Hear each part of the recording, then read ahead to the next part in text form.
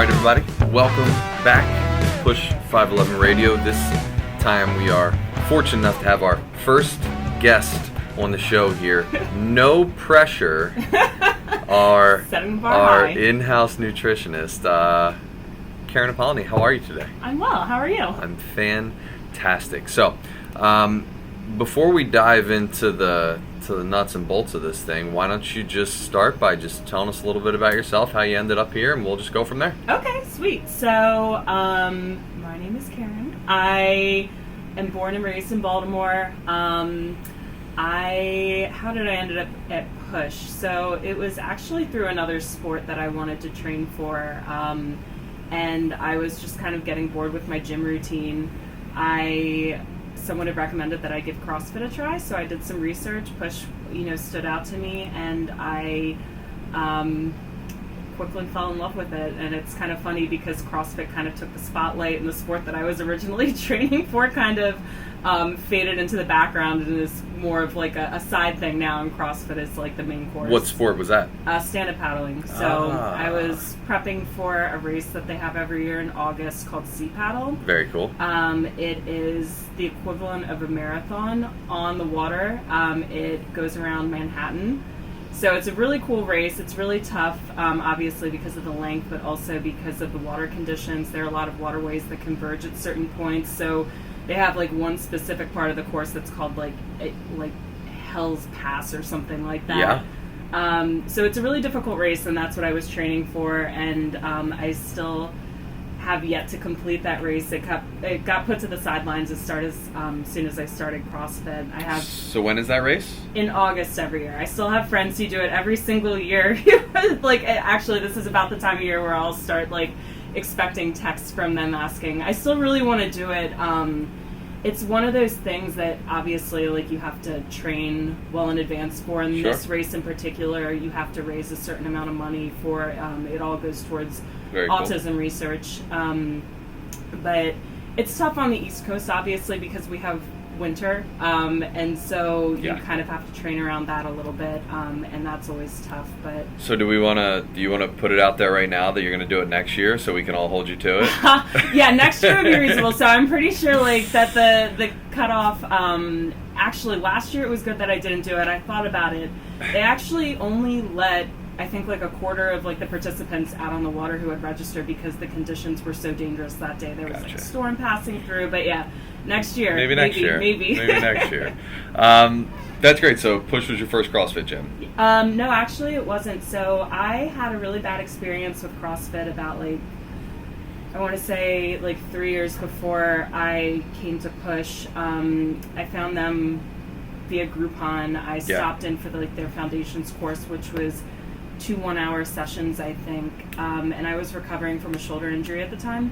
And I just had a really weird experience. They really weren't too keen on form and giving good instructions to keep people safe. And it put a sour taste in my mouth, and I had pretty much sworn it off at that point. And it wasn't until, so my boyfriend did CrossFit in college, and he was the one who convinced me that all boxes are not created equal. Yeah. It's not like walking into McDonald's where it's a franchise and they're all exactly identical to one another.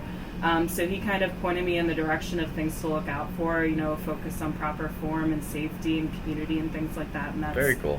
Kind of how PUSH stood out amongst the other gyms that I was looking at. Very, very, very cool. So as an athlete, I've personally seen you kind of grow along your time here from when you first came in, which is really, really cool. So again, before we dive into the nutrition aspect, which is what we're really going to talk about, what is one thing that you wish you knew regarding the fitness aspect the day you came in that you know now that you wish you would have known then, or you wish someone would have given you that piece of advice? Just something quick.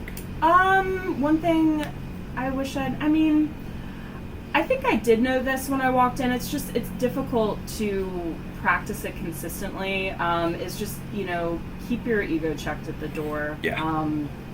Every single day that you walk in. I am definitely better, on certain days than others at doing this. I certainly try all the time, but I think everyone slips every now and again. I think that you will get more out of your workouts when you do this. And obviously you keep yourself safe. But the other thing too, and again, like I know this walking in, it's just hard to remember. Sure. Don't compare yourself to other people. Yeah. You don't know how long the person working out next to you has been grinding it away, you know, to get to the point where they are. And if you're just walking in through the doors for the first time, like you're not expected to know everything. And certainly even the people who have been working out here for, you know, 5, 6, 7 years, they're still working too. Like they're not perfect. They don't know everything. But yeah, just kind of like focusing on yourself and being coachable. I think that those are two really important things. Yeah, and I think that applies to anything, not just CrossFit. That when you walk into a new arena, something that you're not that familiar with, and you walk in and you see people who may have been doing it for 5, 10, 15 years and they're really, really good at it, and you wonder, why can't I be that good? But what you don't see behind that is the work that those people have put in. Yeah. I'm a much bigger believer that natural talent is certainly there to an extent, but that will never get you to being really, really good at something. So whenever you see someone that's really good at something, I tend to think it has to do a lot more with grit and determination and showing up every day.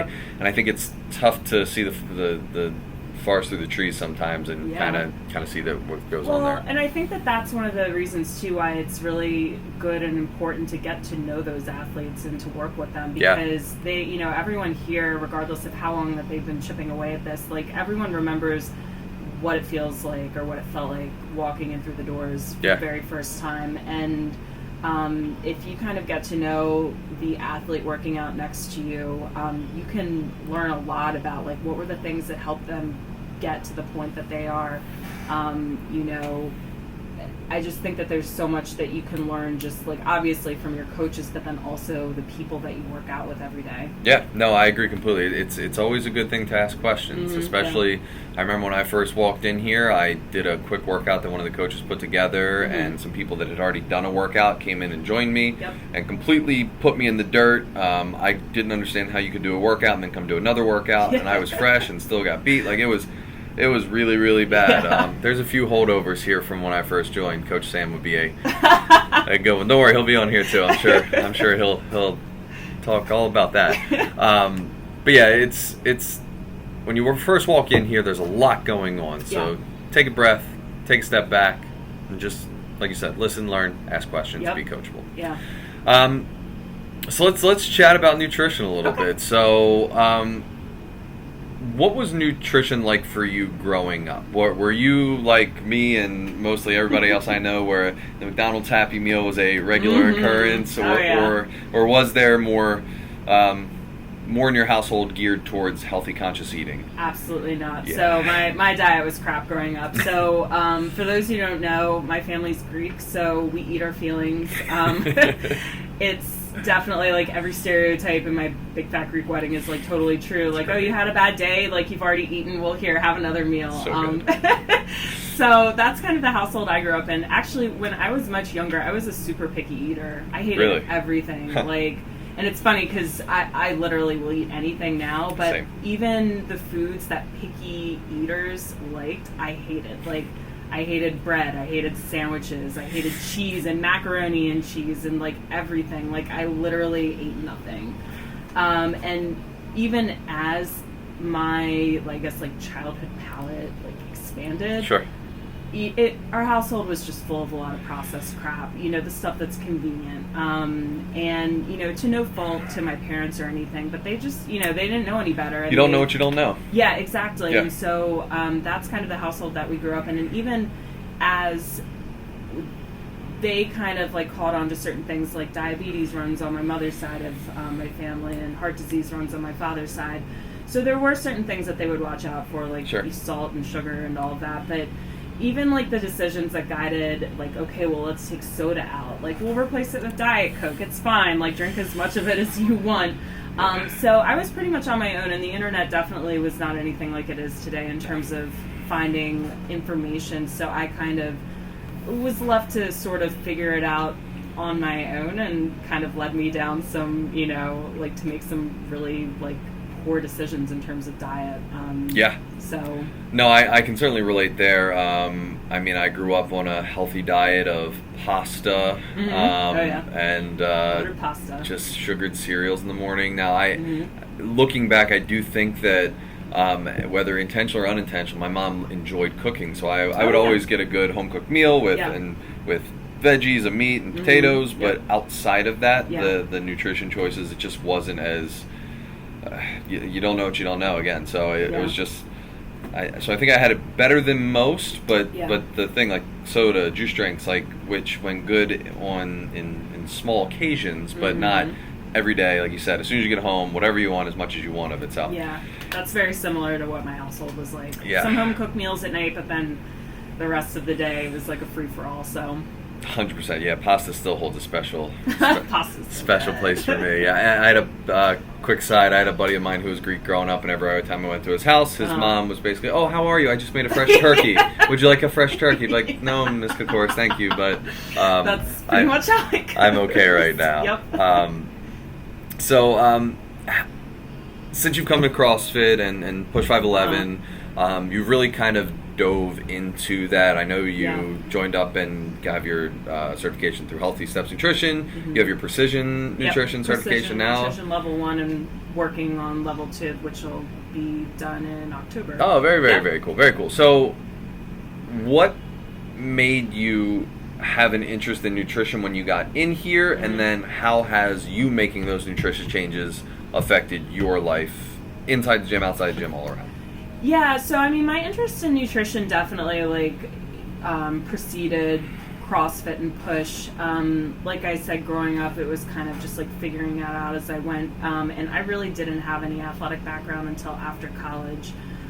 So any nutritional choices that I made up until that point were like primarily for aesthetic purposes and like losing weight. The same thing that drove like everything that I did in the gym, which was pretty much at the time limited to cardio. But as I, after college, I found certain physical activities that I really got into, like paddleboarding pretty much like dictated my life for like 5 years at least. And then before that, I was really into Bikram and was taking like, 6 to 8 classes a week. And then before that, I was working with a personal trainer who kind of introduced me to the weight room and strength training and all of that. And I quickly realized that the restriction and deprivation diets that I was sort of adhering myself to were not conducive to being able to perform well in the activities that I had really grown to love. And so I kind of had to quickly figure out how do I eat around these activities while still maintaining like a healthy body composition, but then also eating to perform, being able to withstand those hot yoga studios for 90 minutes or be out on the water for like 12 miles or whatever it is. So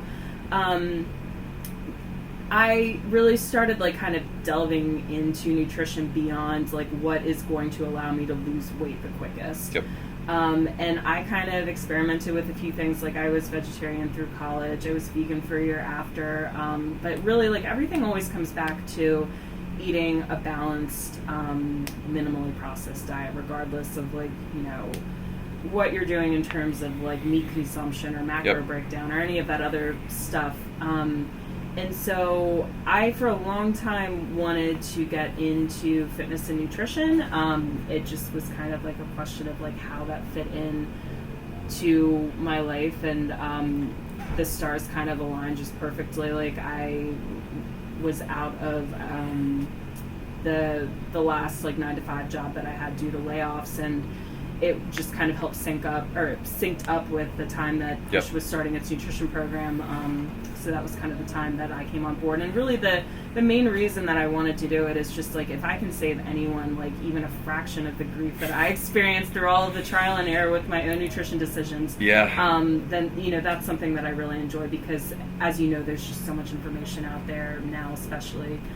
It's overwhelming. It can be hard to decide like which avenue to choose, what is going to give you the most results, what's going to help propel your performance in the gym, etc. So and I think you touched on something that I think a lot of coaches or people that just genuinely help other people, one thing they don't think about is, because I always say I just enjoy helping people and seeing them succeed.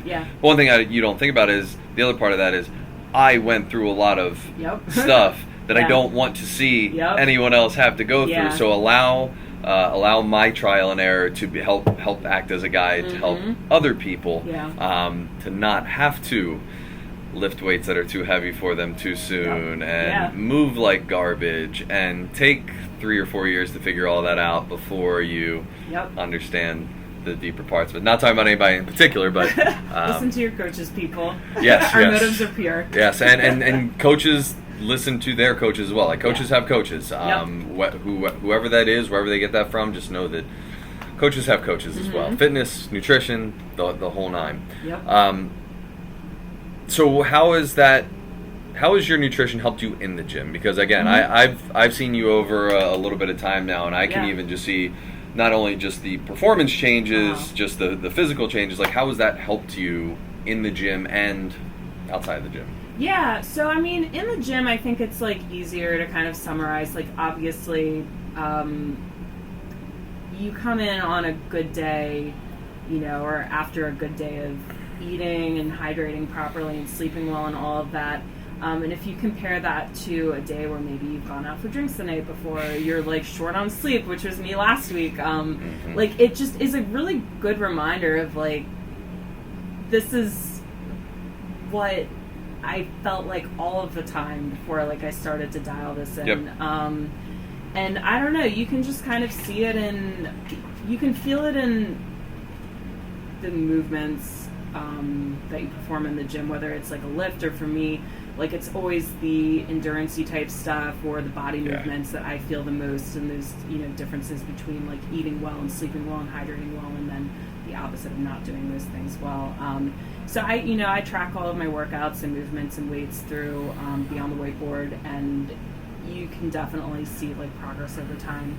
In terms of outside of the gym, I think it's a little more difficult to put into words, but when I talk to people about like starting to hydrate well for the first time, I always tell them that and this is true because I got to this point, I used to drink no water at all, and once you start to hydrate properly and then you have like an off day where maybe you're really busy and you just don't drink as much, like it really hits you like how horrible you feel, and you don't realize that was your baseline before. Like that's how you felt all of the time.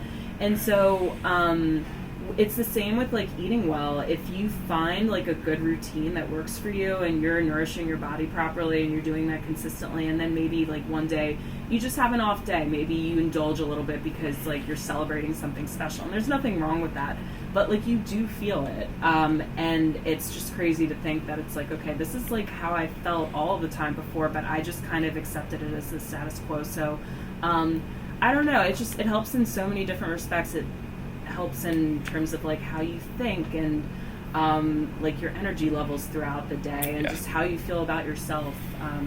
So I don't know, it's kind of hard to like put into words, but it really it's noticeable. And until you start to make those changes on a consistent basis, like you don't really realize like how crappy you might be feeling. I couldn't agree more. So I've eaten relatively well for a decent amount of time now. I have a good accountability buddy at home who she helps so helpful helps keep me in line. And it is funny how your body reacts after you treat it poorly when you've been treating it so well for so long. Last week, just a quick example, I forgot my veggies for my lunch at home for a few days straight. So for a few days straight, it was really just my rice and my meat, and forgot my veggies. And in certain ways, it was a different type of week for missing my greens, my fibers, like all those things. It's just crazy how that affects you. And then with water, if I go a day without drinking enough water, I get a headache. And it really doesn't take that long to understand that feeling. So the nutrition challenges that we run, I think, are a great opportunity for people to, for 30 days, find out what that difference is, so that you can get to the end of that 30 days, and then let's say after the 30 days ends, let's say you continue with the nutrition coaching that you offer, so you can maintain that feeling. But I do know that there's also been people who, after nutrition challenge, they took it as a, done. Don't need to do that anymore. And how much different you feel when you come back down off of treating your body well. So I just think it's an interesting observation to kind of go through. Oh yeah, and I think that that's one of the reasons why mindful eating can be so important, because it really does allow you to dial into those feelings and figure out, like, okay, I feel really good when I do X, Y, and Z, and I feel like crap when I do these things, or incorporate these things into my diet, or exclude these things. So it's really crazy, and that you're right. That's one of the reasons why the challenges can be so helpful. Yeah, that's great. And I think part of what can help folks is if people really want to make a change, and they can think about being just personal mantras they can say to themselves, like, I'm the person that when I'm at the office and they're having ice cream cake for lunch for a celebration, I'm the type of person that doesn't eat that, has my regular meal. And it's a good way to kind of talk yourself out of those tough situations, and also at the same time, like, build a little self-respect for yourself, a little mental toughness when you find yourself in those situations. So I always try to kind of think about, and waking up early in the mornings for me is not easy, but I try to tell myself, like, I'm the person that when everybody else is sleeping in and being comfortable, I'm the type of person that gets up, gets to the gym, gets my workout in early. So little things like that have helped me. I think you gave me that advice about, like, sucking it up and going out and, like, running in the cold when I don't like weather. Oh, and it's not easy. It's really hard, but you're right. Like, it can be really helpful to think in terms of, like, this is the type of person that I want to be. And that's one of the cool things about precision nutrition, is they kind of ask you to frame the same question from a coach's perspective. Like, I'm the kind of coach who supports my clients in this way or that way, and it really does get you to be able to hone into, this is how I want to support people. And so that's another thing that, like, I really try to take into consideration with my own coaching. I like that. Now, before we finish up here, go into some fun questions. If you could give one piece of advice for people to do immediately, just something really quick fix to do to better their diets, what would it be? Focus on quality first and not quantity. I harp on this a lot, and it's really hard because we're constantly searching for that perfect diet, for the perfect equation, and that often comes down to numbers. And especially with, like, CrossFit, we get so caught up in, like, the macro counting and everything, and there's nothing wrong with that, but if you don't have the quality piece there before that, everything else is going to fall apart very quickly. So if you can focus on eating quality foods that are either non or minimally processed, you're going to get the most out of nutrients and vitamins and minerals. Your body is going to digest and process the food that you're eating better. There are so many things that happen to food when they become food products through the manufacturing process that affect what our body gets out of that food. Pieces of the food that are stripped away, like vitamins and nutrients. And so if you can just focus on, like, trying to get 80-90% of your diet to be made of minimally and non-processed foods, then that's one great first step that you can take. Another is eat your damn veggies, and that kind of goes hand in hand. Like, I personally think that, like, we as Americans just do not incorporate enough fruits and veggies into our diet. If you're looking especially for weight loss, that is, like, one easy way, because it is very difficult to overeat when you're eating, like, a plate full of broccoli or green beans. And so if portion control, overeating, having kind of, like, those nighttime or afternoon cravings for things are a problem that you have, that is one easy way that you can fix it. And you don't have to take anything away. There's no deprivation or restriction involved at all. Very good. Now, before I turn you loose, we're going to do a couple speed questions. Oh, no. These have nothing to do with anything, and you haven't seen these questions yet. Nope. So I'm going to run down them. First thing that comes to mind, and we're going to go. Are you ready? Yeah, I think so. All right. We're going to find out a little bit about you. No. Favorite season? Summer, obviously. Favorite holiday? Christmas Eve. I like that. Favorite curse word? We're allowed one. I have so many. I think shit is my favorite go-to. Sounds good. Least favorite word? Am I allowed to curse again? Yeah. Cunt. Hate that word. Favorite dessert? Ooh, Rice Krispie treats. Favorite food? It's like choosing amongst favorite children. I don't know. It's I love Korean barbecue. That's like a meal. It's not a specific food. I'll allow. Yeah. We'll allow it. Least favorite food? White chocolate. It's disgusting. Chocolate. All right. I didn't see So that one foul. coming. Favorite pizza topping? Pineapple. You're It belongs on pizza. I don't care. absolutely. You have to say I agree. Favorite beverage, alcohol or not? Coffee. Coffee. Yep. Favorite color? Yellow. Least favorite color? Purple. Underwater or outer space? Underwater. Favorite board game? Oh, I don't know. I love Scrabble, I guess. I love Scrabble. Scrabble. Sweet or salty? Salty. Historical person you'd like to have coffee with? So, meaning dead? Or alive? We'll go both. Historical person? Like, Sure. are we talking about, like, Anybody. political? Freddie Mercury. Freddie. Yeah, hands down. That'd be a good one. How do you take your coffee? Black. Who's the last person you texted? My boyfriend, we're pet sitting push pup Spruce, and I wanted to make sure she Spruce. was okay. She didn't want to go on her crate when I left. You may have already answered this. Favorite musician? Well, so Queen and Freddie are like my hands down favorites, but in terms of like living like original bands, like I love the Killers. That's good. Movie you laughed the hardest? It has to be like it's a hard tie between Billy Madison and Zoolander. I love those movies. Both good options. Movie you cried the hardest? Any movie where a dog dies. Yeah. It doesn't matter which one. Like, yeah. Ugly crying. Yeah. Favorite book? Ooh. I don't know. I really like. I'm a fantasy nerd. I love all of George R.R. Martin, like Game of Thrones, but Lord of the Rings also. I know, again, not specific That's books, fine. but like series, yeah. Again, I'll allow that. Book you're currently reading?